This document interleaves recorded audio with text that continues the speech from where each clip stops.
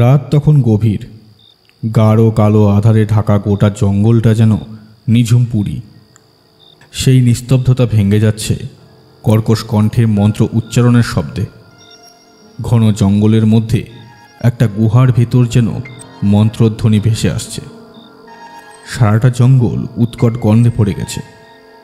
সেই গন্ধ একবার নাকে প্রবেশ করলে এক অদ্ভুত মদিরতায় আচ্ছন্ন হয়ে পড়তে হয়। সমস্ত বাহ্য জ্ঞান যেন লোপ পেতে শুরু করে। জঙ্গলের গভীরে একটি টিলার মাঝে একটা গুহা। গুহার ভেতরের ঘুটঘুটে অন্ধকারকে সামান্য দূরে ঠেলে সরিয়েছে প্রজ্বলিত অগ্নিকুণ্ড। সেই অগ্নিকুণ্ডের হালকা লালাভ আলোয় চোখে পড়ছে বিকট দর্শন একটা মূর্তি। পাথর দিয়ে তৈরি বিরাট একটি পুরুষ মূর্তি। ভাটার মতো চোখগুলো যেন জ্বলছে, চোখে রক্ত, লোলুপ দৃষ্টি। চোখের নিচে গালে যেন অজস্র কাটা দাগ। ওপর ও নিচের চোয়ালের দুদিকেই 6টি করে সদন্ত বেরিয়ে আছে। লাল লম্বা জিভ লোভ লালসায় লকলক করছে। মুখের কষ বেয়ে রক্ত চুইয়ে পড়ছে। 8টি হাতের 6টি হাতে বিভিন্ন ধরনের অস্ত্র। অন্য 2টি হাতের একটিতে রক্তের বাটি, অন্যটিতে কাটা মুন্ডু। হাতের 7টি আঙ্গুলের ডগায় বড় বড় নখ। পায়ের 7টি আঙ্গুলেও তীক্ষ্ণ ছুরির মতো নখ। মাথার ওপর লম্বা বাঁকানো 3টি শিং উদ্যত হয়ে আছে আক্রমণের জন্য। মূর্তিটার দিকে একবার দেখলেই বুকের রক্ত যেন জমাট বেঁধে যায়। ভক্তিভাবের জায়গায় ভয় বাসা বাঁধে। মনে হয় এই বুঝি নেমে এসে ছিন্ন ভিন্ন করে ফেলবে গোটা শরীরকে। আতঙ্কের শিহরণে সারা শরীর কেঁপে ওঠে। এটা হয়তো শয়তানের মূর্তি।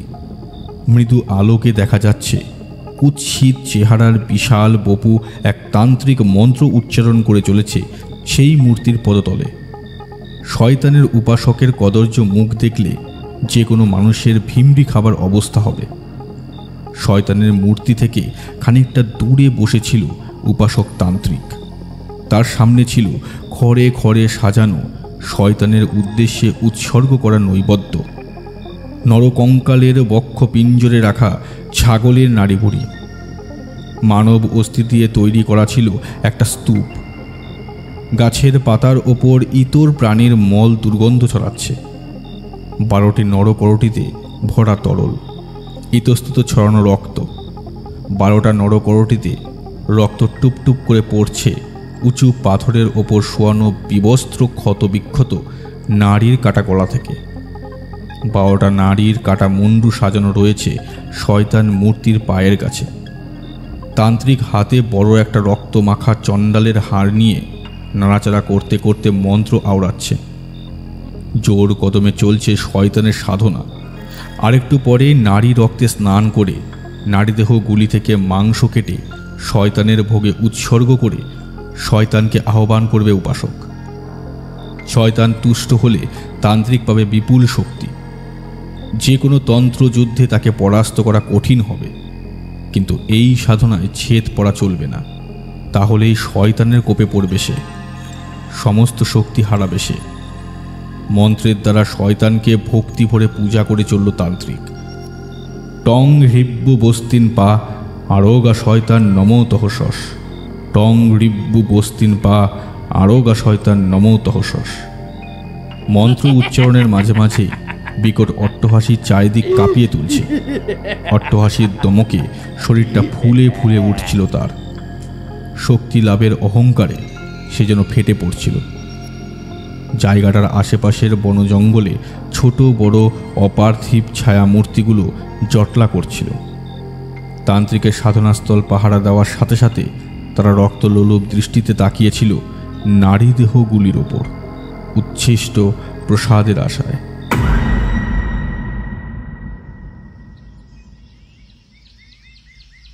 কার্তিক মাসের শেষ সপ্তাহ। মাত্র কয়েকদিন হলো কালী পুজোর রেশ কেটেছে। বাইরের আবহাওয়াটাতেও বদল শুরু হয়েছে একটু একটু করে। অল্প অল্প ঠান্ডা পড়াও আরম্ভ হয়েছে। সকালের হালকা শীতের আমেজে মনটা বেশ ফুরফুরে হয়ে উঠল। আজ তো রবিবার, ছুটির দিন। সকাল থেকেই আমার মনটা কেমন যেন আনছান করছিল তারানাথের বাড়িতে যাওয়ার জন্য। ভালো শ্রোতা পেলে গল্পকথকের গল্প বলার আগ্রহ যেমন বাড়ে, তেমনই সুন্দর মনোগ্রাহী গল্পের খোঁজে শ্রোতারাও গল্পকথকের কাছে ভিড় জমায়। তাই তারানাথের গল্প আমাদের যেন চুম্বকের মতো আকর্ষণ করে। শুধু গল্প আকর্ষণ করে বললে ভুল হবে, তার গল্পের বাচনভঙ্গি তথা তার ব্যক্তিত্ব দ্বারাও আমি আর কিশোরী যে আকৃষ্ট হই সে কথা বলাই বাহুল্য। দুপুরে ভাত খাওয়ার পর ঠান্ডাটা যেন একটু বেশি জড়িয়ে ধরল আমাকে। বিকেল 4টে বাজতেই হালকা একটা সোয়েটার গায়ে বেরিয়ে পড়লাম। মনের ইচ্ছেটা এই যে গল্প শুনতে ঠাকুরমশাইয়ের কাছে যাব। ভাবলাম যাওয়ার পথে মেস থেকে কিশোরীকেও ডেকে নেব। হাঁটতে হাঁটতে কিশোরীর মেসের কাছাকাছি এসছি। এমন সময় দেখলাম কিশোরী এই পথেই হেঁটে আসছে। আমাকে দেখেই তার মুখের হাসি চওড়া হলো। বলল, এই যে মোরা একই পথের পথিক বিভূতি, নিশ্চয়ই তুমিও ঠাকুরমশাই বাড়িতে যাওয়ার জন্যই বেরিয়েছো। আমি ঘাড় নেড়ে জানালাম তার অনুমান সঠিক।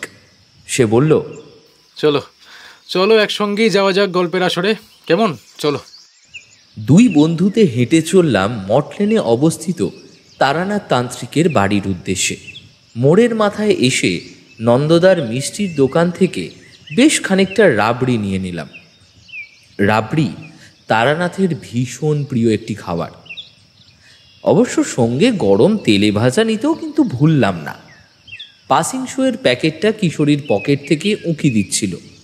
কিশোরী বেশ উৎফুল্ল হয়ে বলে উঠল, বেশ কয়েকদিন পর তারানাথের কাছে যাচ্ছি, আজকের আসরে জমজমাট একখানা গল্প শুনতে পাবো। হ্যাঁ, কি বলো?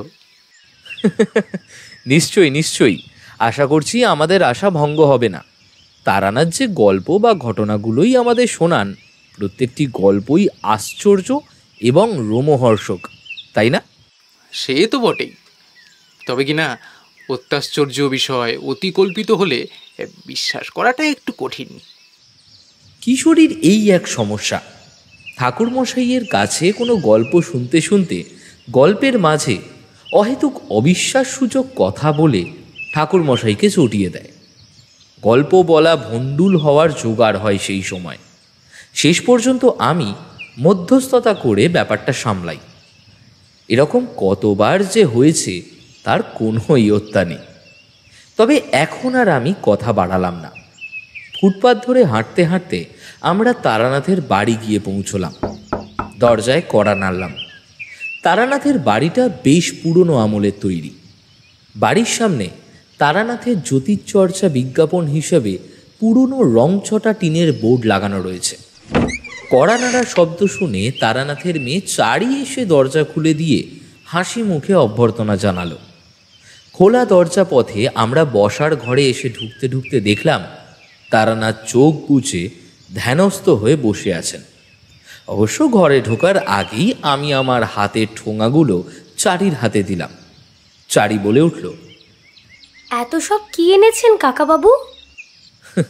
ঠাকুরমশাই তো রাবড়ি খেতে ভালোবাসেন, তাই ভাবলাম পুজোর পর ঠাকুরমশাইকে একটু মিষ্টি মুখ করাই। আর রাবড়ি তো তুমিও খেতে ভালোবাসো, তাই না চারিমা? আপনারা গিয়ে গল্প করুন, আমি চায়ের ব্যবস্থা করছি। আমরা এগিয়ে গিয়ে বসার ঘরে ঢুকলাম। বসার ঘরের চারিদিকের দেওয়াল জুড়ে মা কালী, মহাদেব সহ নানান দেবদেবীর বাঁধানো ছবি। ঘরেতে আসবাবপত্র খুব একটা বেশি নেই। আমরা প্রবেশ করতেই তারানাথ ধ্যানস্থ অবস্থা থেকে চোখ খুলে বললেন, এসো এসো মানিকজোর, এতক্ষণ তোমাদের কথাই ভাবছিলাম। সকালের দিকে কয়েকজন জ্যোতিষ সংক্রান্ত পরামর্শের জন্য এসেছিল বটে, তবে এবেলা কেউ এখনো এলো না। এখন তোমরা যখন এসেছো সময়টা ভালো কাটবে বলেই মনে হচ্ছে। আপনি কি দিব্য দৃষ্টি দিয়ে জেনেছিলেন নাকি যে আজ আমরা আসব? মনের শক্তি সম্বন্ধে কতটুকুই বা জানো তোমরা? অবশ্য কালী পুজোর সময় তো এদিকে পাও মারাওনি, তাই পুজোর পর প্রথম ছুটির দিন যে তোমরা এখানে আসবে সেটা আন্দাজ করতে মনের বিশেষ শক্তির প্রয়োজন নেই। মনে মনে ভাবলাম কথাটা ঠিক। অন্যান্য দিন অফিস ছুটির পর চায়ের দোকানে নিত্য নৈমিত্তিক জিনিসপত্রের আগুন দাম কেনা, রাজনীতির হালচাল কিংবা বাঙালির অধঃপতনের আলোচনায় সময় কাটে। কিন্তু ছুটির দিনে গল্প শুনতে আসাটা একটা নেশার মতো হয়ে গেছে। তারানাথের যে কী প্রকারের শক্তি আছে আর কোন প্রকারের শক্তি নেই তা আমরা সঠিক কেউই জানি না। তিনি নিজ মুখে স্বীকার করেন না, তবে মাঝে মাঝে তার কিছু কিছু শক্তির প্রদর্শন দেখে ও শুনে আশ্চর্যজনিত হই। আমরা নানা কৌশলে তারানাথের বিপুল গল্প ভাণ্ডার থেকে গল্প বের করে আনার চেষ্টা করি। অবশ্য তারানাথ বলেন তিনি যে সমস্ত গল্পগুলি শোনান সেগুলো নাকি সবকটাই সত্যি ঘটনা। ততক্ষণে কিশোরী তারানাথের দিকে পাসিং শোয়ের প্যাকেট এগিয়ে দিয়েছে। তারানাথ সাধারণত ভুরুক ভুরুক শব্দ করে হুকো টানেন। বলেন তামাক সেজে হুক্কা টানার আমেজটাই নাকি আলাদা, কিন্তু আমাদের আনা সিগারেটও বেশ মৌজ করে টানেন। বাক্স থেকে সিগারেট নিয়ে সেটাতে আগুন ধরিয়ে তারানাথ টান দিলেন। তারপর তৃপ্তি মুখে এক মুখ ধোঁয়া ছাড়লেন। অ্যাস্ট্রে হিসেবে ব্যবহৃত আধখানা নারকেল খোলের মালায় ছাই ঝেড়ে নিয়ে আবার গভীর একটা সুপ টান দিলেন। এবার কিশোরী একটু উস্কে দিয়ে বলল, আচ্ছা, তন্ত্রের শক্তি দিয়ে সমস্ত রকম দুষ্টু দুরাত্মাকেই শায়েস্তা করা যায়, তাই না ঠাকুরমশাই? তারানাথ বিরক্ত হলেন না, শান্ত স্বরে বললেন, নিশ্চয়ই জব্দ করা যায়, তবে অনেক সময় কিছুটা বেগ পেতেও হয় বই কি। তন্ত্রের শক্তি যে অসীম। এই তন্ত্র কিভাবে সৃষ্টি হয়েছিল জানো? জানি না বলে আমরা দুজনেই ঘাড় নাড়লাম। তারানাথ বলতে লাগলেন, বিভিন্ন ধরনের ভয় আর অজানা শত্রুর আক্রমণ থেকে রক্ষার তাগিদেই তন্ত্রের উৎপত্তি। তারপর অতীন্দ্রিয় শক্তি লাভের চেষ্টা তো আছেই। প্রাচীনকালে সম্রাট কিংবা রাজারাও যুদ্ধে জয়লাভের জন্য অনেক সময় তন্ত্রকে হাতিয়ার করতেন। কঠোর সাধনার দ্বারা তন্ত্রের সিদ্ধি লাভ করতে হয়। অনেক ত্যাগ স্বীকার করলে তবেই তান্ত্রিক কিছু শক্তির অধিকারী হয়। তোমাদের তো আগেই বলেছি, আমি সাধনা সম্পূর্ণ করিনি, তবুও মাতু পাগলি এবং মধু সুন্দরী দেবীর কৃপায় কিছু শক্তি অর্জন করেছিলাম। যদিও পরবর্তীকালে অনেক সদ্গুরু সান্নিধ্য লাভ করেছি এবং যথারীতি তারাও শক্তি লাভের অনেক ধরনের কলা কৌশল শিখিয়েছিলেন, কিন্তু গুরুর নির্দেশ অমান্য করে পয়সা উপার্জনের জন্য সেই শক্তির ব্যবহারের ফলে অর্জিত শক্তির অনেকটাই আমি হারিয়ে ফেলেছি। সে তো বুঝলাম ঠাকুরমশাই। এবার তবে তন্ত্রশক্তি নিয়ে হয়ে যাক একখানা জবর দেখে গল্প। তারানাথ স্বভাবসিদ্ধ ভঙ্গিতে বলে ওঠেন, গল্প নয় কিশোরী, গল্প নয়, সত্যি ঘটনা। আচ্ছা আচ্ছা, ঠিক আছে, বলছি একটা গল্প। তারপর খানিকটা চুপ রইলেন। মনে হলো নিজের মনে মনে গল্পটা তিনি গুছিয়ে নিচ্ছেন। ইতিমধ্যে চারি মুড়ি মাখা তেলে ভাজা আর চা দিয়ে গেছে। মুড়ি মাখা দিয়ে চা পান করতে করতে আমরা অপেক্ষা করতে লাগলাম। একসময় মৌনতা ভেঙে তারানাথ বলতে শুরু করলেন, আজ থেকে প্রায় 25 বছর আগের কথা। তখন মাঝে মধ্যে বেরিয়ে পড়তাম সাধু সঙ্গ লাভের আশায়। ঘুরতে ঘুরতে নিজের অজান্তেই দূর দূরান্তে অজানা কোনো জায়গায় গিয়ে পৌঁছে যেতাম। সেবার বকুলতলা গ্রামের এক যজমান বাড়ি থেকে ফেরার সময় একটা অখ্যাত রেল স্টেশনেই বসে আছি। এমন সময় চোখ পড়ল স্টেশনের বাইরের দিকে ঝোপের পাশে ধোঁয়া উঠছে। কৌতূহলবশত সামনে গিয়ে দেখি সারা গায়ে ছাই বস্ত্র মাখা জটাধারী এক সন্ন্যাসী বসে আছেন। বেশ আয়েশ করে গাঁজার কলকেতে টান দিচ্ছেন, মুখে তার নির্মল হাসি। তাকে দেখে আমার নিম্ন শ্রেণীর জাদু শেখানো সাধু সন্ত বলেই মনে হলো না। চোখ দুটো অসম্ভব উজ্জ্বল, আমাকে দেখেই বললেন, এসে গেছিস, আয় আয় বস। আমি কোনোদিন তাকে চোখে দেখিনি, তবু মন্ত্রমুগ্ধের মতো তার পাশে গিয়ে বসে পড়লাম। মনে হলো আমি যেন তার কতদিনের চেনা। বকুলতলার সুবোধ দত্তের বাড়ি থেকে পেতনিকে তাড়িয়ে ফিরছিস, তাই তো তারানাথ? আমি অবাক হলাম। আমার নামটাও জানেন, আর তার সঙ্গে আমার সাম্প্রতিক ক্রিয়াকলাপের ব্যাপারও অবহিত। আমি সোজা বকুলতলা থেকেই ট্রেনে এখানে এসেছি। সন্ন্যাসী এক দৃষ্টে আমার দিকে তাকিয়েছিল, মুখে তার প্রসন্নতার হাসি। আমাকে ভাবতে দেখে সন্ন্যাসী আবার বললেন, তোকে দেখে আমার মনে হচ্ছে তোর ওপর পরমাত্মার আশীর্বাদ আছে, আর সেই জন্যেই আমার সঙ্গে তোর সাক্ষাৎ হলো। আমি হাত জোড় করে তার উদ্দেশ্যে বললাম, হে মাহাত্ম, আপনার পদযুগলে দয়া করে ঠাঁই দিন আমাকে। সন্ন্যাসী যেন মৃদু হাসলেন, বোম শঙ্কর বলে চেঁচিয়ে শিবের জয়ধ্বনি দিলেন। তারপর শান্ত স্বরে বললেন, আর সময় নেই রে বেটা। কেন বাবা? দীর্ঘদিন ধরে ঈশ্বরের সাধনা করেছি আমি। জীবনে অনেক চড়াই উতরাই পার করে বহু অভিজ্ঞতা সঞ্চয় করেছি, ত্যাগ স্বীকার করেছি অনেক। তবে আমার পাওনার ভাণ্ডারও তো কম নয়। এখন উপলব্ধি করেছি আমার সময় ফুরিয়ে গেছে। তাই আর কিছুদিনের মধ্যেই আমি হিমালয়ে গিয়ে 120 বছরের এই দীর্ঘ জীর্ণ দেহ ত্যাগ করব। তবে তুই খুব ভালো মনের মানুষ, নিজের শক্তির অপব্যবহার করিস না। তাই দেহত্যাগের আগে আমার দ্বারা অর্জিত শক্তির কিছু কলাকৌশল তোকে শিখিয়ে দিয়ে যাব, যাতে সেই শক্তির সহায়তায় তুই মানব কল্যাণ করতে পারিস। বেশ বুঝতে পারছি তোর জীবনে এক ভয়ঙ্কর বিপদ আসন্ন। সেই ঘোর বিপদের মোকাবিলা করতে তোর বিশেষ শক্তির প্রয়োজন। সেই শক্তি পেতে কঠিন সাধনা করতে হবে। তবে তোর ভয় নেই, তোর সঙ্গে আমি থাকব। বিধাতার ইচ্ছাতেই তো ভবের খেলারে বেটা। তিনিই তোর স্বপ্নাদেশ দিলেন যে তুই এখানে আসবি। আমি এখানে তোর জন্যই অপেক্ষা করছিলাম। বোম শঙ্কর।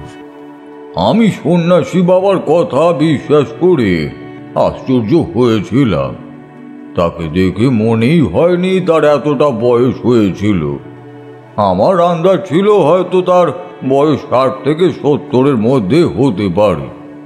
সাধনার শক্তি দিয়ে জড়াকে দূরে রাখা এও কি সম্ভব? তবে তার প্রস্তাবে আমি রাজি হয়েছিলাম। বেশ খানিকটা সন্ধ্যা ঘনিয়ে আসার পরে আমরা রওনা দিলাম একটা নির্দিষ্ট স্থানের উদ্দেশ্যে। স্টেশন থেকে দক্ষিণ দিক বরাবর এগিয়ে চললাম। জঙ্গলের মধ্যে দিয়ে হেঁটে চলেছি। কয়েকদিন আগেই পূর্ণিমা পেরিয়ে গেছে। আধো অন্ধকারের মধ্যেই দুটো প্রাণী নির্ভয় মনে হেঁটে যাচ্ছি। গাছপালার ফাঁক দিয়ে ভাঙা চাঁদের আলো মাটিতে গড়িয়ে পড়ার আগেই মিলিয়ে যাচ্ছে বাতাসে। চারিদিক আশ্চর্য ধরনের শান্ত। শুধু আমাদের পায়ের চাপে শুকনো পাতার ডালপালা গুড়িয়ে যাওয়ার মচমচ শব্দ। পায়ের শব্দে সাপদের জ্বলন্ত জোড়া চোখ চাক করে অন্ধকারে মিলিয়ে যাচ্ছে। অনেকক্ষণ হাঁটার পর এক জায়গায় থামলাম দুজনে। সামনে একটা নদী ধীরে বয়ে চলেছে। নদীটির নাম অবশ্য আমি জানতাম না। দেখলাম নদীর পাশে একটা মন্দিরের ভগ্ন স্তূপ। বহুদিন আগে কোনো কারণে হয়তো পরিত্যক্ত হয়েছে। সন্ন্যাসীর কথায় জানতে পারলাম অদূরেই পরিত্যক্ত শ্মশান ভূমিও আছে। আবঝা আলো আঁধারিতে দূরের গাছগুলোকে মনে হচ্ছিল ছায়া ছায়া কারা যেন দল বেঁধে দাঁড়িয়ে আছে আর আমাদের কাজের উপর নজর রাখছে। নদীর জলে ক্ষয়িষ্ণু চাঁদের আলো পড়ে নদীর জল চকচক করছে। মন্দিরের ভিতরে শিবলিঙ্গটা এখনো অটুট। সন্ন্যাসী শিবলিঙ্গের সামনের মাটিটা দেখিয়ে বললেন ওইখানটা পরিষ্কার করে পুজোর উপকরণ সাজাতে। পুজোর সমস্ত উপকরণ সন্ন্যাসীর পুটুলিতেই ছিল। সন্ন্যাসী নির্দেশ দিতে লাগলেন, আমি তার নির্দেশ মতো সব কাজ সম্পন্ন করার পর তিনি বললেন, যা বেটা, নদী থেকে ডুব দিয়ে আয়, মাথা মুছবি না।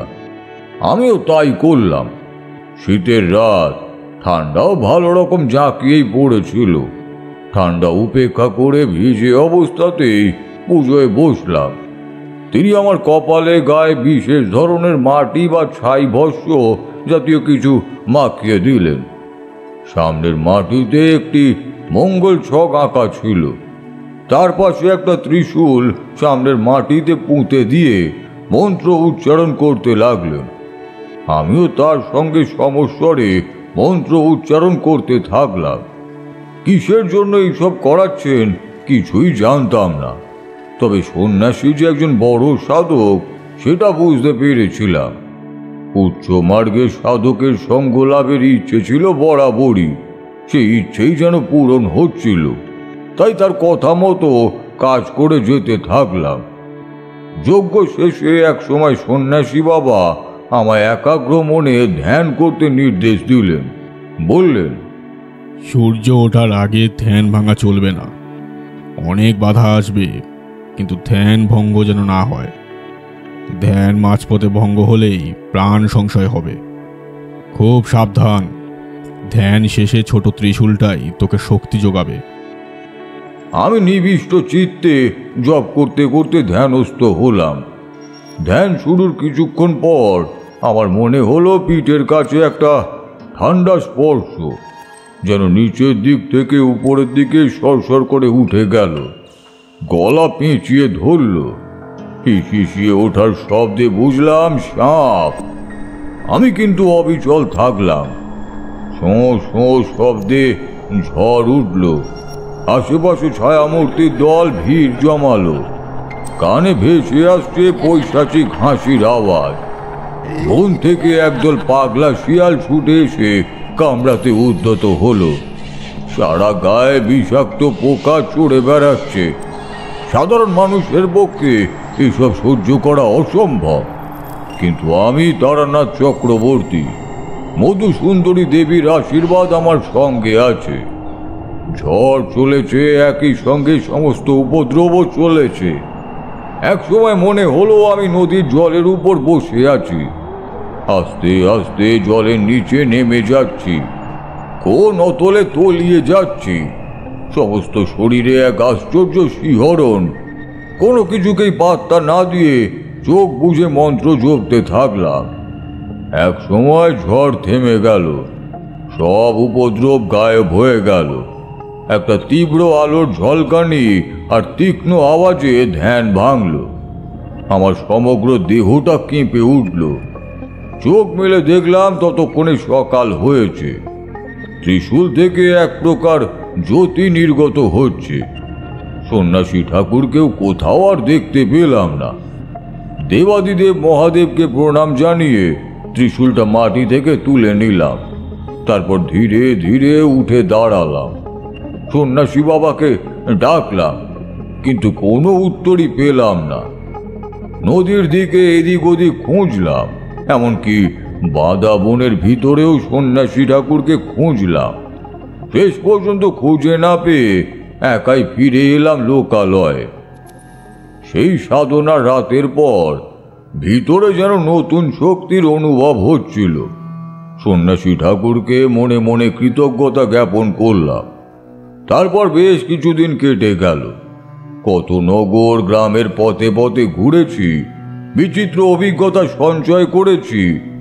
ত্রিশূলটা আমার ঝোলার মধ্যেই রাখা ছিল। চলতে চলতে কোনো সময় গৃহস্থের বাড়িতেও আশ্রয় পেতাম, আবার কখনো শ্মশান কিংবা মন্দিরের চাতালেও রাত কাটাতে হতো। এইভাবে ঘুরতে ঘুরতে একদিন নদীর পাড় দিয়ে হাঁটতে হাঁটতেই এসে পৌঁছালাম একটা শ্মশানে। এখানে সেখানে ছড়িয়ে ছিটিয়ে আছে মৃত ব্যক্তিদের ব্যবহৃত ছেঁড়া লেপ, কাঁথার বা মাদুরের রাত পোড়া অংশ। ব্যবহৃত মরা চৌদলের ভাঙা অংশগুলো নদীর ধারে গজিয়ে ওঠা কাশ গাছের ঝোপের পাশে উল্টে পড়ে আছে। মাটির হাঁড়ির ভাঙা টুকরোগুলো ইতস্তত মাটি ফুঁড়ে উঁচু হয়ে আছে। শ্মশানের পাশেই দরমার বেড়ার ছোট চালা ঘর। আশেপাশে বড় বড় বট অসত্যের সারি। দূরে তাল গাছের লম্বা মাথাগুলো দেখা যাচ্ছে। নদীর ওপারে ঘন জঙ্গলও দেখা যাচ্ছিল। গোধূলি বেলায় ঝাঁকে ঝাঁকে পাখিরা কলরব করতে করতে নীড়ে ফিরে যাচ্ছে। ঝুপ করে শীতের সন্ধ্যা নেমে গেল। মনে পড়ল আজ অমাবস্যা। গ্রামের লোক বসতি আরো খানিক দূরে। স্থির করলাম সেদিন আর গ্রামের ভিতরে প্রবেশ করব না। শ্মশান যাত্রীদের জন্য তৈরি ছোট চালা ঘরটাতেই রাতটা কাটিয়ে দেব। ভরা সন্ধ্যায় কারোর বাড়িতে গিয়ে আতিথ্য নিতে মন চাইল না। সঙ্গে মাটির প্রদীপ জ্বালিয়ে ঘরের ভিতরটায় চোখ বোলাতে দেখলাম কাঠকুটোর সঙ্গে অনেকগুলো খড় পড়ে আছে। ভাবলাম শীতের রাতে বিছানাটা ভালোই হবে। শ্মশানের পাশে নদীতে একটা অস্থায়ী খাট ছিল। খানিক পরে সেখানে গিয়ে হাত মুখ ধুয়ে এসে সঙ্গে থাকা চিড়ি আর গুড় খেয়ে নিলাম। মাটির ভাঁড়ে জল খেলাম। সারাদিনের ধকলে শরীর কাহিল হয়েছিল, তাই খুব বেশি রাত না করে শুয়েই পড়লাম। ভগবানের নাম জপ করতে করতে কখন যেন ঘুমিয়েই পড়েছিলাম। একটা চাপা অস্বস্তিতে ঘুম ভেঙে গেল। চারিদিকটা কেমন যেন নিঝুম নিস্তব্ধ। প্রদীপটা নিভে গিয়েছিল। আমার ষষ্ঠেন্দ্রিয় কোনো খারাপ কিছু ঘটার ইঙ্গিত দিচ্ছিল। চারিদিক আরো অন্ধকারে ঢাকা। সহসা নীরবতা খান খান করে দিয়ে দূরে জঙ্গলের মধ্যে কোথাও একটা শিয়াল ডেকে উঠল। তারপরই সমস্বরে অনেক শিয়ালের ডাক শোনা গেল। রাত চড়া পেঁচা কর্কশ কণ্ঠে তাদের সঙ্গে তাল মেলাতে লাগলো। ঘুমটা আমার আগেই ভেঙে গিয়েছিল। মনের মধ্যে অস্বস্তি ভাবটা খচখচ করছিল। উঠে দাঁড়িয়ে বেড়ার ফাঁক দিয়ে বাইরে চোখ রাখলাম। বাইরে তখন ঝোড়ো হাওয়া শুরু হয়েছে। ঝড়টা যেন পাক খাচ্ছে বুড়ো বটের চারপাশটায়। খানিক দূরের তাল গাছের মাথাগুলো খুব জোরে জোরে দোল খাচ্ছিল। অমাবস্যার রাত হলেও আমি স্পষ্ট বুঝতে পারলাম বেশ কিছু অশরীরী অবয়বের ভিড় জমে আছে বট গাছটার নিচে। বটের ঝুড়ির ফাঁক দিয়ে অনবরত ঘুরে ফিরে বেড়াচ্ছে। তাদের অস্পষ্ট গুঞ্জন কানে আসছে। সেই গুঞ্জনের মধ্যে মুক্তি কথাটা যেন বারবার কানে আসছে। সমস্ত ঘটনাগুলো ধর্মার বেড়ার ফাঁক দিয়ে আমি লক্ষ্য করছিলাম। ভাবলাম একবার বাইরের দিকেই যাই। পরক্ষণে চিন্তা করলাম আর কি কি ঘটে দেখাই যাক না। বাইরে যদিও অমাবস্যার রাত, তবু আমি সমস্ত ব্যাপারটা স্পষ্ট বুঝেছিলাম বিশেষ ক্ষমতা বলে। তাদের জটলা করা, ফিসফিস করে মুক্তি কথাটা ভেসে আসা, এই সমস্ত ঘটনার অর্থ তখন বোধগম্য হয়নি। যদিও পরে সবই বুঝেছিলাম। সহসা একটা আকাশ বাতাস কাঁপানো বিকট আর্ত চিৎকারে কানে ধাক্কা দিল। হঠাৎ যেন একটা দমকা হাওয়া তীব্র বেগে জঙ্গলের দিকে ধেয়ে গেল। চিৎকারটা গ্রামের দিক থেকেই এসেছিল। একদল কাকের এক টানা কা কা স্বর ভেসে এলো। অশুভ কিছু ঘটার অজানা আশঙ্কায় মনটা ভার হয়ে রইল। আর ঘুম এলো না। বটগাছের নিচে জটলাটা আর নেই। পরিবেশ যেন স্বাভাবিক ছন্দে ফিরে এসেছে।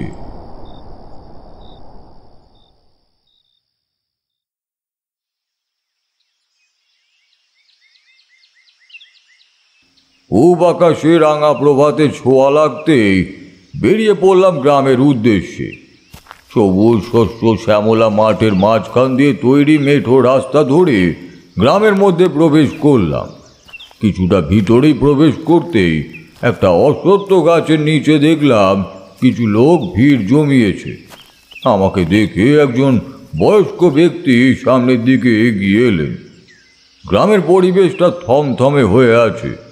বুঝতে বাকি রইল না গুরুতর কিছু একটা ঘটেছে এখানে। বয়স্ক লোকটি আমার কাছে নতজানু হয়ে প্রণাম করে করুণ সুরে বলল, আপনি কে তা আমরা জানি না বাবা, কিন্তু আপনাকে দেখে মনে হয় আপনি সন্ন্যাসী রূপে ভগবানের দূত। রক্ষা করুন বাবা, আমাদের রক্ষা করুন।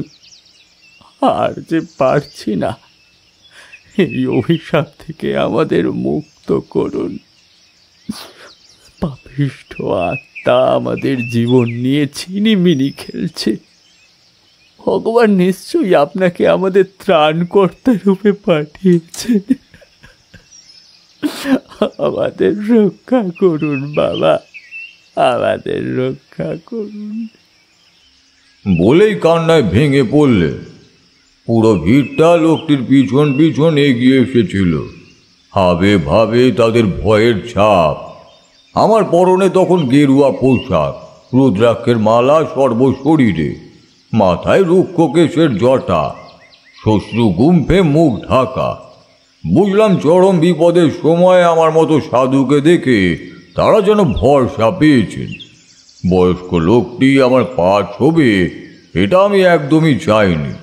তাই তার দু কাঁধ দুই হাতে ধরে আমি সান্ত্বনা দিয়ে বললাম, শান্ত হন আপনি। আমি তারানাথ চক্রবর্তী। আমি খুবই সাধারণ একজন সাধু সঙ্গকারী। আমি বুঝতে পারছি গোটা গ্রাম এখন ভয়ানক বিপদের মধ্যেই রয়েছে। ঈশ্বরের উপর ভরসা রাখুন। ঈশ্বর পরম কৃপাময়, তিনি নিশ্চয়ই কিছু না কিছু পথ দেখিয়েই দেবেন। আমি সর্বশক্তি দিয়ে আপ্রাণ চেষ্টা করব আপনাদের এই বিপদ থেকে উদ্ধার করতে। এখানে যে কারোর মৃত্যু ঘটেছে তার স্পষ্ট ইঙ্গিত আমি পেয়েছি। এখন আমায় সমস্ত ঘটনাটা জানতে হবে, তারপরেই উপযুক্ত ব্যবস্থা নিতে পারব। ততক্ষণে বৃদ্ধকে অন্যান্য সকলে তুলে দাঁড় করিয়েছে। একজন মধ্যবয়স্ক লোক বললেন, গতকাল রাতে আমাদের গ্রামের একটি যুবককে শয়তান নৃশংসভাবে হত্যা করেছে, আর তার দেহটা জঙ্গলে নিয়ে চলে গেছে। গত কয়েক মাস ধরেই চলছে এরকম নৃশংস হত্যালীলা। কবে যে প্রতিশোধের খেলা শেষ হবে জানি না। কথাটা বলতে বলতে সে যেন ভয় শিউড়ে উঠতে লাগলো। শুধুমাত্র সে ব্যক্তিটি নয়, আমার মনে হলো উপস্থিত সবাই একরকম ভয়ে সিটিয়ে আছে। ভিড়ের মধ্যে থেকে আরো কয়েকজন আমাকে বললেন, চলুন বাবা ঠাকুর, আপনাকে সব ঘটনা জানাবো। এই বিপদের মুহূর্তে আপনি আমাদের শেষ আশা ভরসা। আগে আমাদের কারোর বাড়িতে আপনার পায়ের ধুলো দেবেন। চলুন। কারোর বাড়িতেই এখন যাব না, বাইরে কোথাও থাকবো। আমি কারোর বাড়িতে থাকতে রাজি নয় দেখে সে বৃদ্ধ তখন বললেন, তাহলে বাবা ঠাকুর, মন্দিরের পাশেই একটা ঘর আছে। এখন কেউই ওখানে থাকে না। ওখানেই না হয় আপনার থাকার ব্যবস্থা করা হবে। এই ব্যবস্থাটি আমার মনে ধরল। যাই হোক, গ্রামের বাইরের দিকে খানিকটা দূরে মন্দিরে এসে পৌঁছালাম। মন্দিরের পাশের ঘরে দৌড়েতে এসে বসলাম। কয়েকজন ঘরটি পরিষ্কারের কাজে লাগলো। আমাকে গ্রামবাসীরা ঘিরে বসলো। যে মন্দিরের পাশে থাকার ব্যবস্থা হয়েছিল সেই মন্দিরটা ছিল একটি খুব পুরনো শিব মন্দির। মন্দিরের ভিতর শিবের নটরাজ মূর্তি প্রতিষ্ঠিত। কে কার উপর কিসের প্রতিশোধ নিচ্ছে, সমস্ত বিষয়টা পরিষ্কারভাবে জানা একান্তই জরুরি। আমি বললাম সমস্ত ঘটনা আমাকে খুলে বলতে। তখন সেই বৃদ্ধ বলতে শুরু করলেন, আমার নাম মাধব আদক। এই গ্রামের নাম হাঁসপোতা। আমি এই গ্রামের মোড়ল।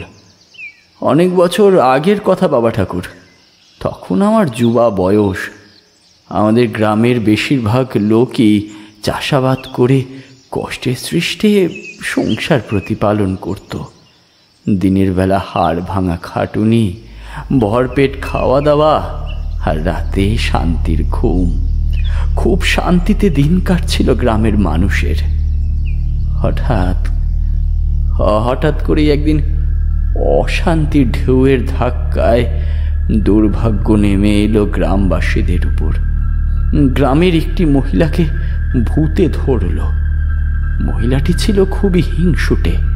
গ্রামের প্রতিবেশী বাড়ির সবজি বাগান নষ্ট করতে রাতে বের হয়েছিল সে। তখনই সে পড়েছিল ভূতের খপ্পরে। রাত হলেই অলৌকিক কাণ্ড কারখানা করতে লাগলো। দিনের বেলা মরার মতো নির্জীব হয়ে পড়ে থাকতো। চোখ তার রক্ত জবার মতো লাল, চোখের নিচে কালি। ওঝা এসে ঝাড়ফুঁক করতে চেষ্টা করলো। একটা জল ভরা কলসি তার সামনে রেখে নির্দেশ দিতেই দাঁতে করে চেপে জল ভর্তি কলসি অনাশায় বয়ে নিয়ে গেল অনেক দূর পর্যন্ত। যে সমস্ত অদ্ভুত আচরণগুলো সে করত তার মধ্যে কতকগুলি উল্লেখযোগ্য ছিল। যেমন সন্ধ্যার পর যাকে সামনে পেত তাকে গলা চেপে ধরত, উন্মাদের মতো নৃত্য করত, হা হা শব্দে হেসে উঠত, অদ্ভুত ভাষায় বিড়বিড় করতে থাকত। তাকে থামানো যেত না। ভূতের ওঝা মন্ত্র পড়ে ঝাঁটা দিয়ে মেরে ভূত তাড়ানোর চেষ্টা চালায়, কিন্তু তাতে ফল হয় সম্পূর্ণ উল্টো। ভূতে পাওয়া মহিলাটি ভূতের ওঝার গলা চেপে ধরে। কোনো রকমে তার হাত থেকে বেঁচে ভূতের ওঝা নিজের প্রাণ বাঁচায়। কোনো শক্তিশালী সিদ্ধ তান্ত্রিক দ্বারা ওই প্রেত নিয়ন্ত্রিত হচ্ছে বলে সে আমাদের জানায়। তাকে জব্দ করা ভূতের ওঝার ক্ষমতার বাইরে। সন্ধ্যার পর মহিলাটিকে বেঁধে ঘরের ভিতর রাখা হতো। আরও কতকগুলি ভৌতিক ঘটনা ঘটতে থাকে গ্রামে। সন্ধ্যার পর গ্রামের লোকজনের যখন তখন প্রেত দর্শন হতে থাকে। গ্রামের মানুষ অতিষ্ঠ হয়ে ওঠে একেবারে। সূর্য ডোবার পর ঘরের বাইরে বেরোনো বন্ধ হয়ে গেল সকলের। আমি একদিন প্রকৃতির ডাকে সাড়া দিতে বাধ্য হয়ে ঘরের বাইরে বেরিয়েছি। ফিরে আসছি ভয়ে ভয়ে। মনে হলো পিছনে কি যেন হেঁটে আসছে। মনের মধ্যে ভয় তখন বাসা বেঁধেছে। পিছন থেকে পরিচিত কণ্ঠে ডাক শুনে পিছু ফিরতেই দাশুর মুখোমুখি। দাশু আমার পূর্ব পরিচিত বন্ধু। কিছুটা দূরেই ওর বাড়ি। বুকটা ছ্যাঁত করে উঠল। এইটুকু সময়ের মধ্যে কিভাবে একেবারে সামনে এসে পড়ল। ও বলল, বউয়ের শরীরটা খারাপ, বদ্যির কাছে যাব, আমার সঙ্গে যাবি? এই সন্ধেবেলা তার সঙ্গে যাব কি যাব না সিদ্ধান্ত নিতে পারছিলাম না। আমি বেশ দ্বিধাগ্রস্তভাবেই বললাম, যাব। বলেই হাতের লণ্ঠনের জোর বাড়িয়ে দিয়ে তার সঙ্গে হাঁটতে লাগলাম। বদ্যি বাড়ি যাবার সময় বাঁকের মুখে দাশু উল্টো পথে চলতে থাকে। পথটা চলে গেছে নির্জন মাঠের দিকে। আমি মনে মনে প্রমাদ গুনলাম। আমার কিরকম একটা সন্দেহ হলো ওর ওপর।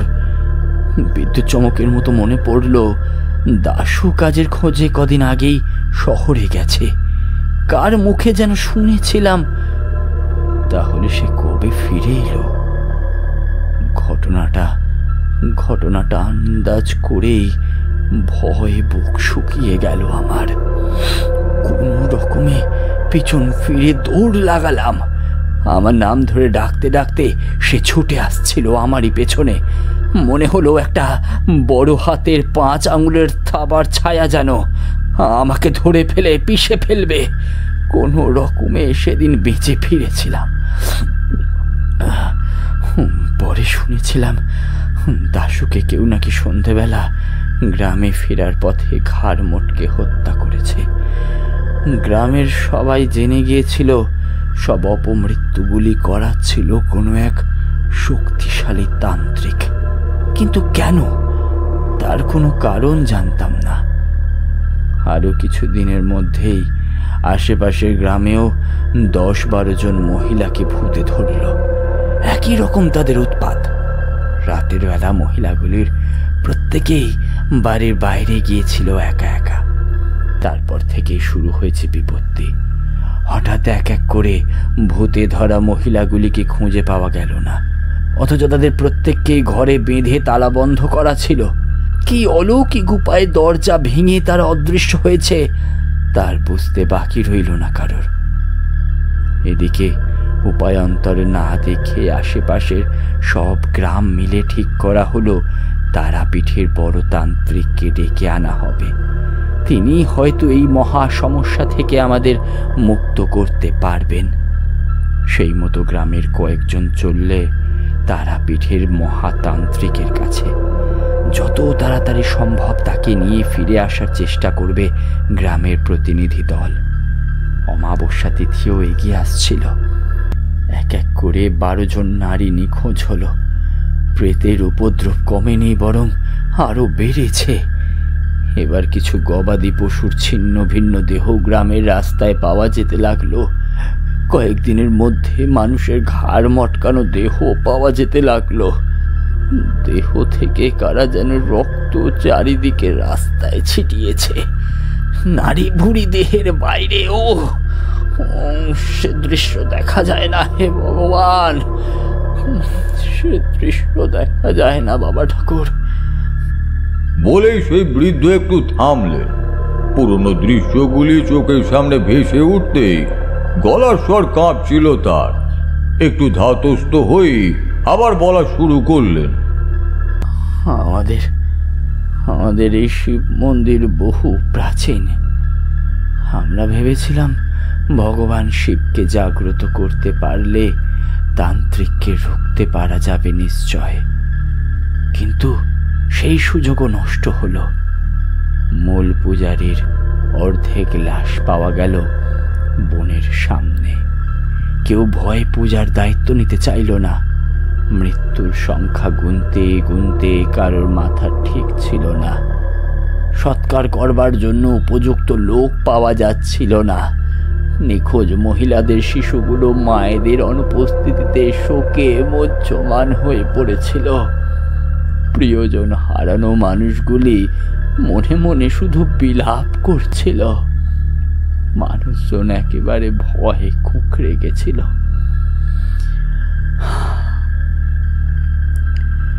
শেষ পর্যন্ত অমাবস্যা তিথি এসে গেল, কিন্তু মহাতান্ত্রিকজিকে নিয়ে গ্রামের প্রতিনিধি দল তখনও ফিরে এলো না।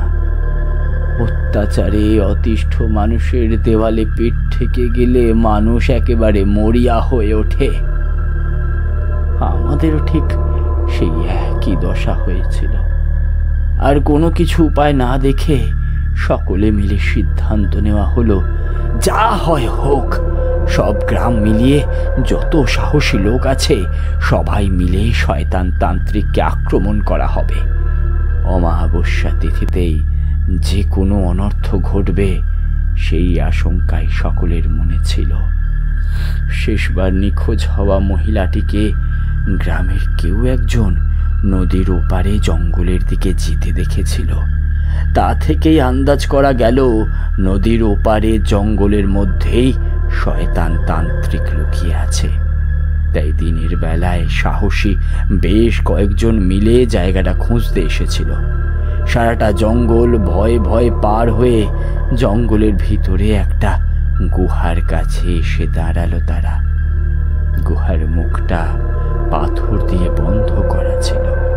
সবাই ভেবেছিল দিনের বেলা সাহস সঞ্চয় করে তান্ত্রিকের মোকাবিলা করতে পারবে, কিন্তু ছায়া ঘন জঙ্গলের গুহার সামনে দাঁড়িয়ে বুক ধরফর করে উঠল তাদের। কারা যেন পাহারা দিয়ে ঘিরে দাঁড়ালো জায়গাটিতে। একটা তীব্র শক্তি তাদেরকে ঠেলে পিছনের দিকে নিয়ে যাচ্ছিল। সামনে শেওড়া গাছের ডালগুলো ভীষণভাবে নাড়া দিয়ে উঠল। লোকগুলো ভিতরে ঢুকতে আর সাহস পেল না, ফিরে এলো গ্রামের দিকে। সেদিন সন্ধ্যার সময় গ্রামবাসীরা একজোট হয়েছিল। সবার মনের মধ্যেই একটা চাপা উত্তেজনা, চোখে মুখে ভয়ের ছাপ স্পষ্ট। জনৈক মহিলা গ্রামবাসী বলে উঠল, আমাদের লোক তো এখনো তারাপীঠে তান্ত্রিককে নিয়ে ফিরে এলো না, এখন কি হবে গো আমাদের? বলেই কান্না জুড়ে দিল। এক বৃদ্ধ গ্রামবাসী তাকে সান্ত্বনা দেওয়ার সুরে বলল, শুধু শুধু কেঁদে কোনো লাভ নেই, মনে সাহস সঞ্চয় কর আর লড়াই কর। মহিলাটির কথা পছন্দ হয় না। মুখে ঝাঁঝিয়ে উঠে সে বলল, কার সাথে লড়াই করবো? বলি ভূত প্রেত দত্তি দানদের সাথে লড়াইটা করবই বা কি করে? তোমার না হয় 3 কাল গে 1 কালে ঠেকেছে, তোমার কিছু যায় আসে না, কিন্তু আমার তো ভরা সংসার। কি হবে গো ভগবান, কি হবে? রক্ষে করো, রক্ষে করো। বিপদের মুখে ঝগড়া শোভা পায় না। অন্যান্য সকলে দুজনকে চুপ করতে বলল। প্রেতের উৎপাতের কারণে কেউই সন্ধ্যের পর বাড়ির বাইরে বেরোতে চাইতো না। আজ নিতান্তই ঠেকায় পড়ে সকলে সমবেত হয়েছে। আলোচনার মধ্যেই দূরে মশালের আলো দেখা গেল। কাছে আসতে বোঝা গেল গ্রামের প্রতিনিধি লোকগুলো তারাপীঠের তান্ত্রিক মশাইকে নিয়ে এসে পড়েছে। সবার চোখে মুখে আশার আলো দেখা গেল। খানিকটা স্বস্তির নিঃশ্বাস ফেলল গ্রামের মানুষেরা। তারাপীঠের তান্ত্রিক মশাইয়ের নাম ছিল রুদ্রনাথ তান্ত্রিক। তিনি মস্ত বড় সাধক ছিলেন। তারাপীঠে যাওয়া গ্রামের লোকেদের মুখে ঘটনাটা শুনে তিনি আর দেরি করেননি, বেরিয়ে এসেছেন হাসপাতাল গ্রামের উদ্দেশ্যে। সমস্ত কিছু তিনি আগেই শুনেছিলেন, তবুও শেষ কয়েকদিনের ঘটনা সহ পুরো ঘটনার বৃত্তান্ত তিনি শুনলেন পুনরায়। তখনকার গ্রামের মোড়লরা একযোগে রুদ্রনাথ তান্ত্রিকের পায়ের কাছে বসে রইলেন। রুদ্রনাথ তান্ত্রিক বললেন, যা বর্ণনা শুনছি তাতে পরিষ্কার বোঝা যাচ্ছে কোনো দুষ্ট তান্ত্রিক শয়তানের সাধনা করছে। দ্বাদশ নারীকে সে সাধনার উপকরণ হিসেবে ব্যবহার করবে। আজ অমাবস্যা তিথি উপযুক্ত দিন, তাই সেই সাধনা সফল হলে অদ্ভুত অলৌকিক শক্তির অধিকারী হবে সে। কিন্তু কোনো রকমে তার সাধনায় ব্যাঘাত সৃষ্টি করতে হবে, তাহলে শয়তানের কুদৃষ্টি তাকে গ্রাস করবে। আমরা আর একটু পরেই রওনা দেব জঙ্গলের ওই স্থানটির উদ্দেশ্যে। ওত পেতে থাকব। যখন সে বিভোর হয়ে পুজোয় বসবে ঠিক তখনই হানা দেব। আমরা তাকে বলি যে দুষ্ট আত্মারা যে তাকে পাহারা দেয়, আমরা তাদের সঙ্গে কিভাবে মোকাবিলা করব? রুদ্রনাথ তান্ত্রিক জবাব দিলেন, সেগুলোকে সামলানো আমার কাজ, আমি সামলে নেব। রুদ্রনাথের আশ্বাসবাণী শুনে সকলে আশ্বস্ত হলো সাময়িকভাবে। সময় এগিয়ে চলে। সকলে প্রস্তুত যাবার জন্য। মশাল, কাস্তে, কাটারি, লাঠি যে যা পেয়েছে হাতের কাছে তাই নিয়ে এগিয়ে গেল। জঙ্গলে যাবার জন্য নদী পেরিয়ে খানিকটা যেতেই বাঁশঝাড়ের মধ্যে দিয়ে যেতে হয়। সকলের সামনে চলেছিলেন রুদ্রনাথ তান্ত্রিক, তার পিছনে জনাতির সে গ্রামবাসী। এই দলে আমিও ছিলাম তখন। এতজন একসাথে যাওয়ার কারণে মনোবল বেড়ে গেল আমাদের। জঙ্গলের মাঝামাঝি আসার পরই মৃদুভাবে বইতে থাকা বাতাসের জোর বেড়ে গেল। সেই ঝোড়ো হাওয়ায় মশাল নিভু নিভু। বাঁশগুলো নেমে এলো রাস্তার উপর। পথ একেবারে রুদ্ধ। কয়েকজন নিচু হওয়া বাঁশ ডিঙিয়ে যেতে চাইলে রুদ্রনাথ বারণ করলেন। বেরোতে গেলেই ঝুঁকে থাকা বাঁশ সটকে ওপরে উঠবে, তাতে কে যে কোথায় ছিটকে পড়বে তার ঠিক ঠিকানা থাকবে না। রুদ্রনাথ মন্ত্রপুত সর্ষে ছুঁড়ে দিতেই বাঁশঝাড় জোরে জোরে আন্দোলিত হতে থাকে। এক সময় সব শান্ত হয়, পথ পরিষ্কার। আবার চলা শুরু হয় আমাদের। গুহার কাছ পর্যন্ত আসার পথে অশরীরী আত্মারা ভৌতিক ক্রিয়াকলাপ দ্বারা ভয় দেখাতে চাইলেও রুদ্রনাথ তান্ত্রিক সমস্ত কিছুকে কাবু করেছিলেন। এইবার গুহার কাছাকাছি সেই বজ্রগম্ভীর মন্ত্রধ্বনি শোনা গেল। পাথরটা গুহার মুখ থেকে সরানো আছে। সেই ফাঁক দিয়ে যে দৃশ্য চোখে পড়ল তাতে সেখানেই মাথা ঘুরে পড়বার দশা হলো আমাদের। আশেপাশের বাতাস কটু দুর্গন্ধে ভারী হয়ে রয়েছে। দুষ্টতান্ত্রিক করটি ভরা রক্ত খানিকটা খাচ্ছে আর খানিকটা নিজের ওপর ঢেলে স্নান করছে। আর মন্ত্র পড়তে পড়তে বস্ত্রহীনা নারীর শরীর থেকে মাংস কেটে ভোগ নিবেদন করছে। আর সহ্য করা যায় না। রুদ্রনাথ তান্ত্রিক তার ঝোলা থেকে একটা রুদ্রাক্ষের মালা বের করে গুহার ভিতরে প্রবেশ করলেন। আমাদের প্রত্যেককেই সুরক্ষা বলয় দিয়েছিলেন রুদ্রনাথ তান্ত্রিক। সবাই মিলে সমস্ত কিছু লণ্ডভণ্ড করে দিতে থাকলো। তান্ত্রিক পূজার ঘরে ছিল, এদিকে তার লক্ষ্য ছিল না। এবার তার উপাসনা ভঙ্গ হবার জন্য ভীষণ রেগে গেল সে। গলার নরমুণ্ডের মালা থেকে ছিঁড়ে ছিঁড়ে বিড় করে মন্ত্র পড়ে আমাদের দিকে ছুঁড়তে লাগলো। সুরক্ষা বলয় থাকায় আমাদের তেমন কিছুই হচ্ছিল না। হঠাৎ তিরিং বিরিং লাফিয়ে শরীর কাঁপিয়ে তান্ত্রিক কঠিন প্রহার করলো। সুরক্ষা বলয় ভেদ করে তা আঘাত করলো রুদ্রনাথ তান্ত্রিককে। ভূমিতে লুটিয়ে পড়ল রুদ্রনাথ তান্ত্রিক। গ্রামবাসীরাও আঘাতে ছত্রভঙ্গ হয়ে গেল। আহত হয়ে দিশেহারার মতো এদিক ওদিক ছুটে পালাতে চাইল সবাই। শয়তানের পূজারী তান্ত্রিক তখন ভয়ঙ্কর রূপ ধারণ করেছে। আশেপাশের গাছগাছালি থেকে ছায়া কালো কালো সর্পিলাকারে নেমে আসতে লাগলো। ও সে কি সাংঘাতিক দৃশ্য! মনে হচ্ছিল এই উন্মাদ তান্ত্রিকের হাত থেকে আর বোধহয় রক্ষা নেই কারো। একটা তীব্র গরম হাওয়ায় আমাদের ঝলসে দিতে থাকলো। শয়তান তান্ত্রিক ওঙ্কার ছেড়ে বলেছিল, তোরা আমার সাধনা ভঙ্গ করেছিস, তোদের ভয়ঙ্কর সর্বনাশ করব। তারপর বিভৎস মূর্তির দিকে তাকিয়ে মাথা ঝুঁকিয়ে বারবার ক্ষমা প্রার্থনা করে, হে শয়তান, আমায় মার্জনা করুন, আমি আপনার উপাসনা সমাপ্ত করব, আমাকে শক্তি দিন। কিন্তু কোনো ফল হয় না। রাগে তার সমস্ত শরীরটা থরথর করে কাঁপছিল, আর মুখ দিয়ে আমাদের উদ্দেশ্যে অবদ্ধ শব্দ করে যাচ্ছিল। তার সেই দানবীয় মূর্তি দেখে প্রাণ পাখি একেবারে খাঁচা ছাড়ার উপক্রম হয়েছিল সকলের। রুদ্রনাথ তান্ত্রিক আহত হয়েছিলেন। কি করবে কেউ কিছু বুঝতে পারছিল না। তবে সেই অবস্থাতেই রুদ্রনাথ তান্ত্রিক মুখের কাছে হাতে রুদ্রাক্ষের মালা নিয়ে গিয়ে বিড়বিড় করে মন্ত্র পড়ে মালাটা ছুঁড়ে দিল শয়তান তান্ত্রিককে লক্ষ্য করে।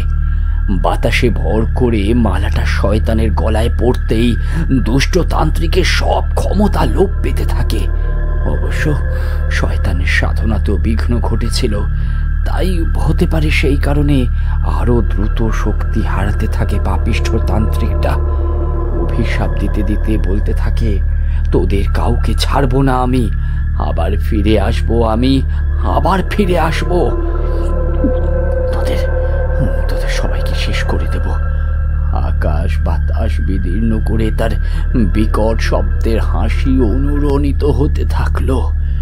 তার শরীরটা আকারে ছোট হতে হতে একটা তীক্ষ্ণ চিৎকার করে বাদুড়ের আকারে গুহার আরো অভ্যন্তরে অন্ধকারে শরীরটা মিশে গেল।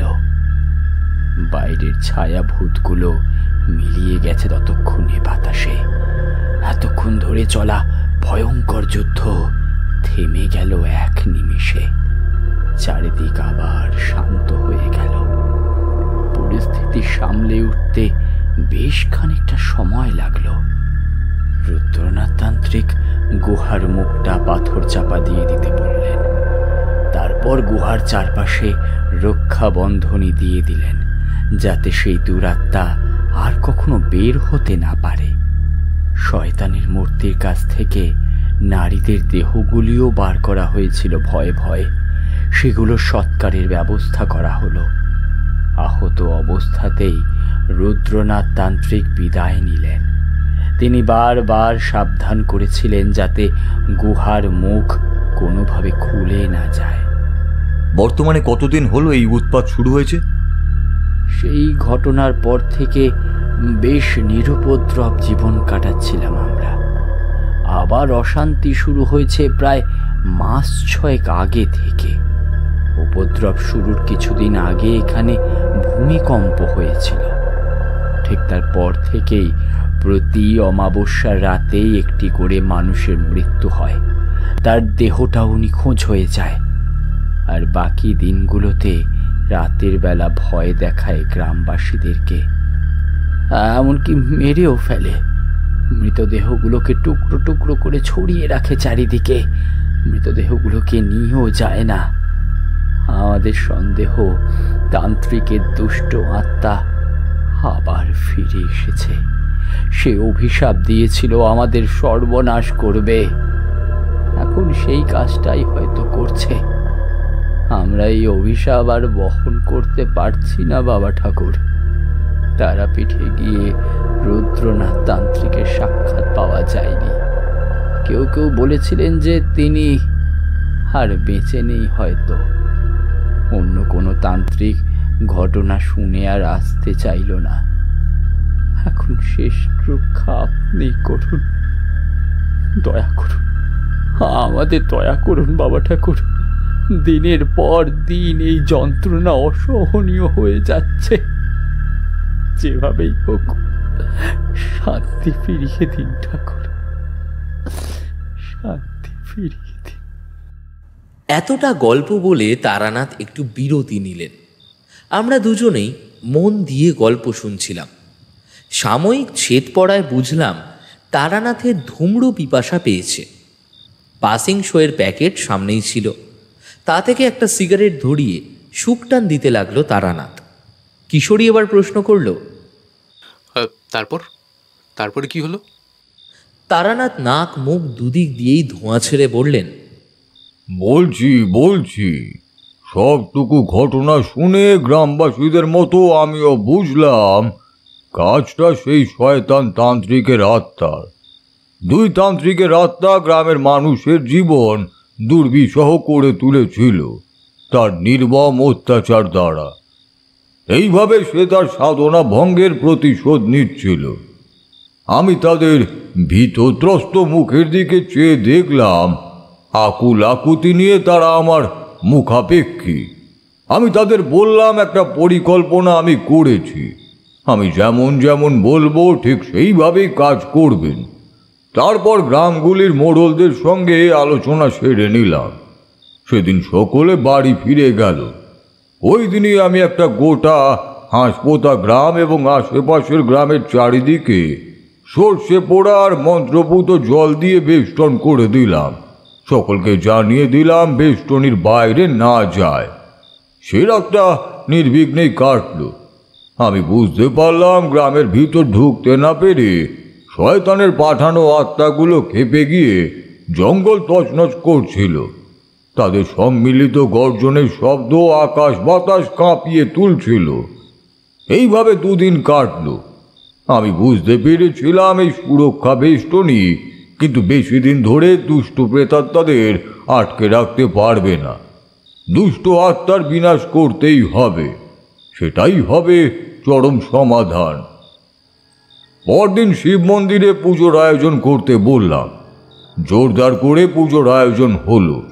খুব নিষ্ঠায় দেবাদিদেবকে আহ্বান করে পুজো শেষ করলাম। পরের দিন অবশ্য একটা খারাপ খবর পাওয়া গেল। কিছু গরু চড়তে চড়তে আমার কেটে দেওয়া সুরক্ষা বন্ধনীর বাইরে চলে গিয়েছিল। সন্ধ্যা উত্তীর্ণ হওয়ার পরও যখন গবাদি পশুগুলো বাড়ি ফিরল না, তখন সবাই ধরেই নিল গরুগুলো আর ফিরবে না। সকালবেলা সত্যি দেখা গেল কে বা কারা যেন গরুগুলোকে নিষ্ঠুরভাবে হত্যা করেছে। আরও একটা কাণ্ড ঘটে গেল। একটি অসুস্থ বৃদ্ধ মারা যাবার পর তাকে শ্মশানে নিয়ে যেতে বেশ দেরি করে ফেলল। আমি সতর্ক করে দিয়েছিলাম সন্ধ্যার আগে দাহ কাজ শেষ করতে, কারণ শ্মশানটা বেষ্টনীর মধ্যে ছিল না। কিন্তু দাহ কার্য শেষ হলো না। সন্ধ্যা নেমে এলো। তারপর যে ভয়ানক দৃশ্য শ্মশান যাত্রীরা দেখেছিল তা দেখে সব পোড়ানো ছেড়ে বাড়ির দিকে ছুটল সকলে। তারা দেখেছিল আধমোড়া মরা চিতার উপর উঠে বসে পড়ে বিশ্রীভাবে খ্যাঁ খ্যাঁ করে হেসে ওঠে, আর ঘাড় ঘুরিয়ে ঝলসানো মৃতদেহটি আবার শ্মশান বন্ধুদের হাতছানি দিয়ে ডাকতে থাকে। সন্ধ্যা নেমেছে দেখে আমি শ্মশানের দিকেই যাচ্ছিলাম। লোকগুলোকে পড়িমড়ি করে ছুটতে আসতে দেখে থমকে দাঁড়িয়ে পড়লাম। চিতার ধোঁয়া ততক্ষণে ভয়াবহ মুখের আদলে রূপান্তরিত হয়েছে। মিশ্রীভাবে আকাশ বাতাস কাঁপিয়ে হাসতে হাসতে ব্যঙ্গ করে বলে, আমাকে বাধা দিতে আসবে যে, তাকে মেরে তার আত্মাকে আমার অনুগত দাস করে রাখবো, বুঝলি বোকা তান্ত্রিক?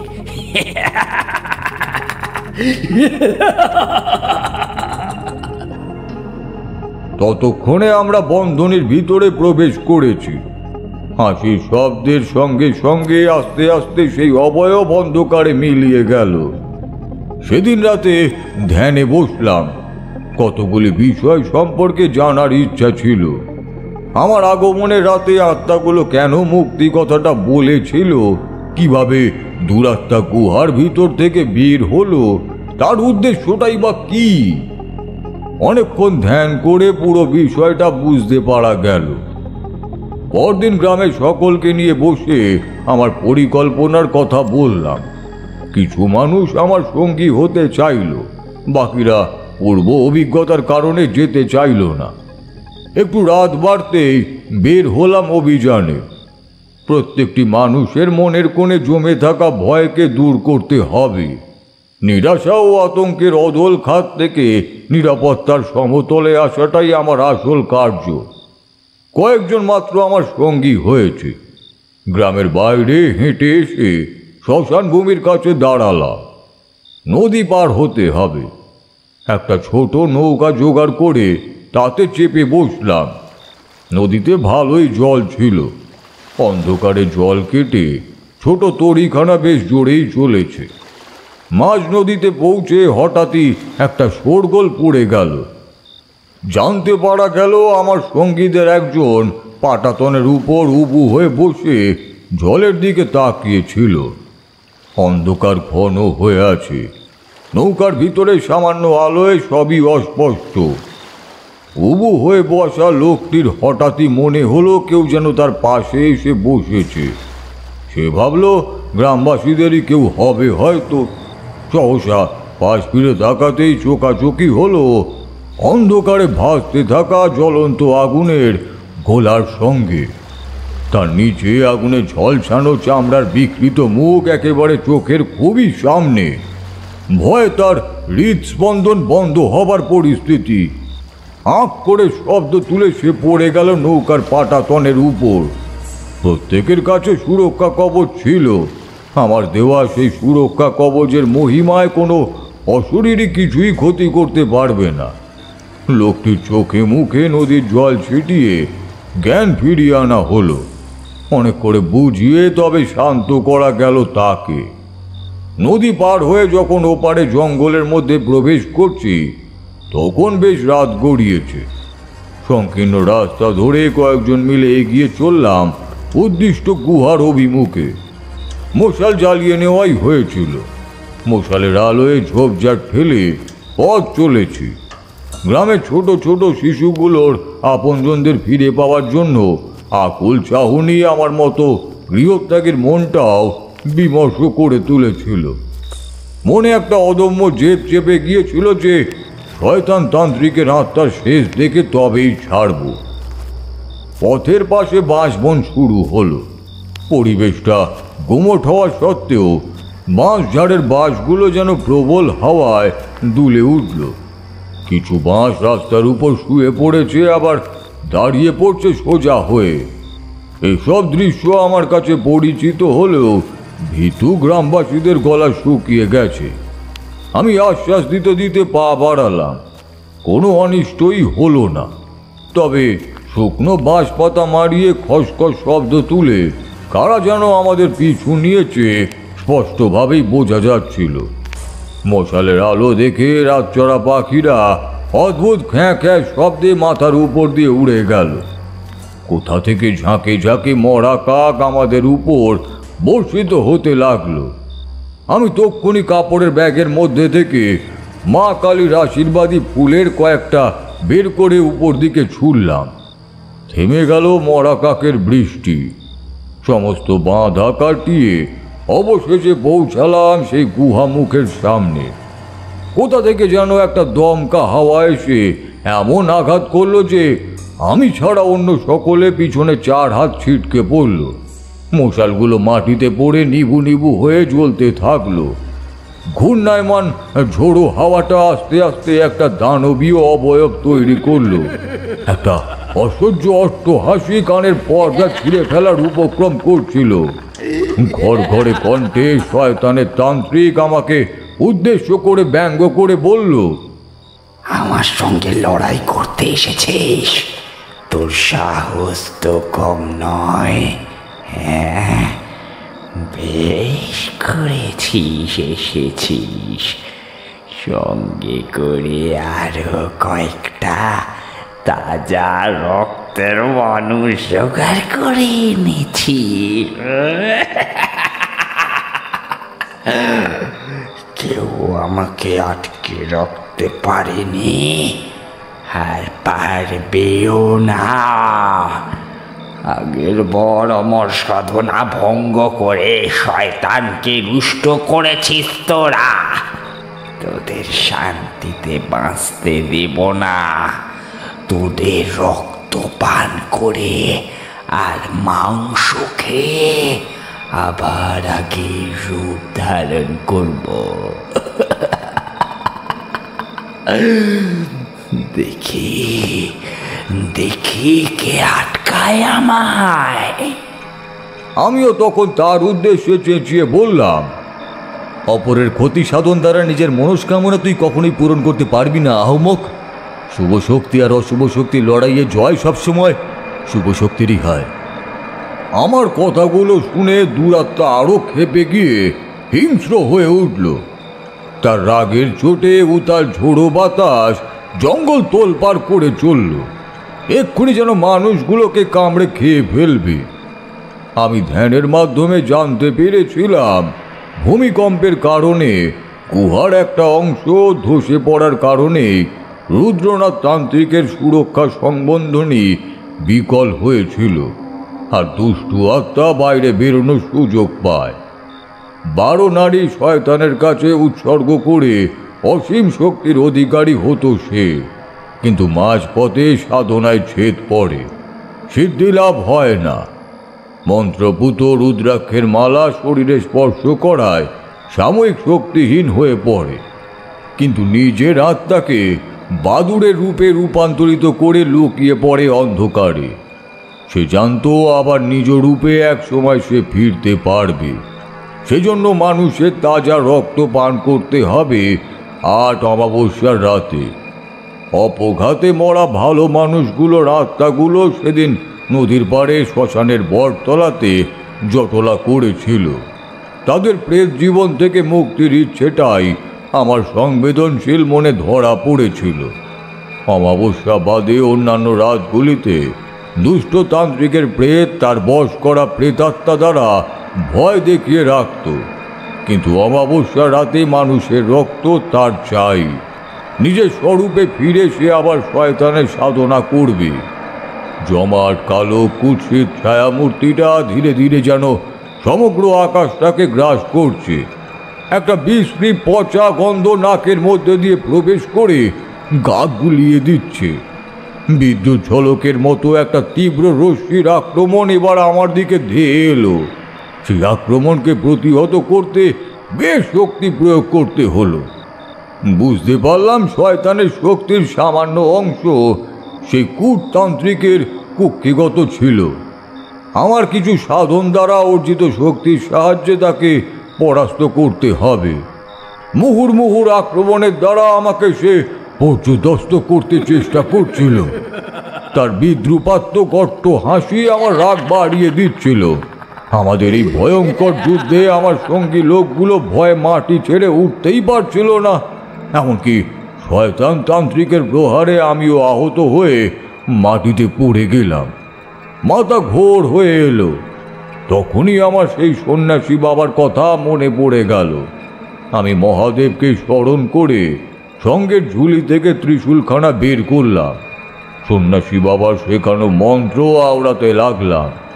দুরাত্মা তান্ত্রিকের পুনরায় প্রহারের আগের মুহূর্তে সেটা ছুঁড়ে মারলাম অবয়বের দিকে, আর সঙ্গে সঙ্গে চোখ ধাঁধানো অতিলৌকিক জ্যোতিতে চারিদিকে ভরে গেল। সেই জ্যোতির সংস্পর্শে শয়তান তান্ত্রিকের অশরীরী আত্মা করুণ আর্তনাদ করে উঠল। ছায়ার কায়া ক্রমশ অবলুপ্ত হলো। গোটা বন জঙ্গলটাই আলোড়িত হতে থাকলো। একটু পরেই চারিদিক শান্ত হয়ে গেল। সমস্ত দুর্গন্ধ কেটে গেল। অদ্ভুত সুন্দর মৌরলা বাতাস গায়ে লাগলো। অশান্ত অনিষ্ট সাধনকারী আত্মা মহাদেবের ত্রিশূলের আঘাতে চিরশান্তির দেশে যাত্রা করেছে। পূব আকাশ তখন ফর্সা হয়েছে। সদ্য বিপণুন্মুক্ত জীবনের আশার রবি দিগন্তে উদীয়মান। গ্রামবাসীদের উপর থেকে দুর্যোগের কালো মেঘ সরে গিয়ে নীল নির্মল আকাশের হাতছানি নেমে এলো। তান্ত্রিকের বয়ে আনা দেহগুলোর অবশিষ্ট অংশের সৎকারের ব্যবস্থাও করা হলো। আত্মার শান্তি করার জন্য যজ্ঞও করলাম। কিছুদিন সেই গ্রামে কাটিয়ে তারপর আবার বেরিয়ে পড়লাম অজানার উদ্দেশ্যে। গল্প শেষ করে তারানাথ আমাদের দিকে তাকালেন। আমরা দুজনে রুদ্ধশ্বাসে তারানাথের গল্পের বর্ণনা শুনছিলাম। শুনতে শুনতে গল্পটার সঙ্গে একাত্ম হয়ে গিয়েছিলাম। চমক ভাঙল তারানাথের কথায়। কি হে কিশোরী, ঘুমিয়ে পড়লে নাকি? শুনলে তো দুরাত্মাকে কিভাবে শায়েস্তা করা গেল? কিশোরী কেমন যেন হতবাক হয়ে ঠাকুর মশাইয়ের দিকে চেয়ে থাকল, যেন গল্পে বলা সেই সময়কার ঠাকুর মশাইয়ের সঙ্গে এখনকার ঠাকুর মশাইয়ের মিল খোঁজার চেষ্টা করছে। আমরা উঠে পড়লাম। ঠাকুর মশাইকে নমস্কার করে বিদায় সম্ভাষণ জানালাম। তারপর শ্লথ গতিতে বাড়ির পথে পা বাড়ালাম।